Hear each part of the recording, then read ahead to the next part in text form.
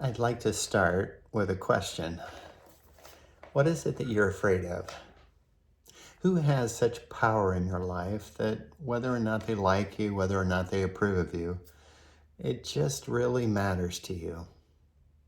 Well, that's the topic of conversation for this Sabbath, and I'd love for you to come join us.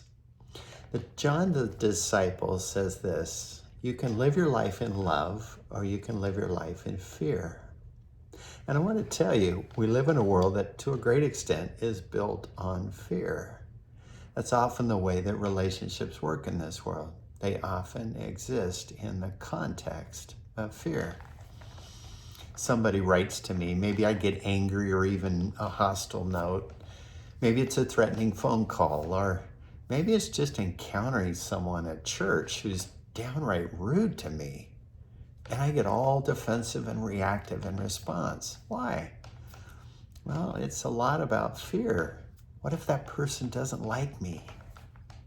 It starts early. Look at a class of little school children. One of them has the wrong color of hair or the wrong body shape or ears that stick out a little bit. And that child becomes the butt of all the class jokes.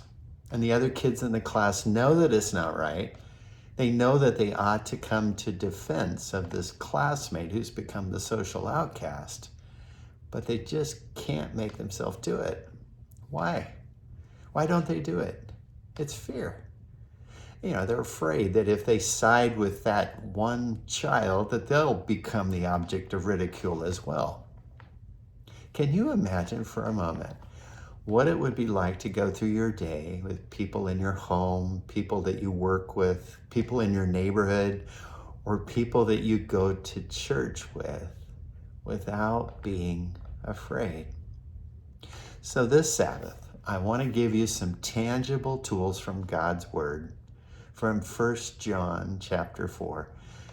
Tangible tools to use when someone's criticizing you, when you feel threatened, when you feel rejected, maybe when you're feeling alone, when you're feeling tired, or maybe feeling overwhelmed. Here's the good news that we find in that small epistle. You and I don't have to live in fear anymore. I'm Pastor Randy Speyer.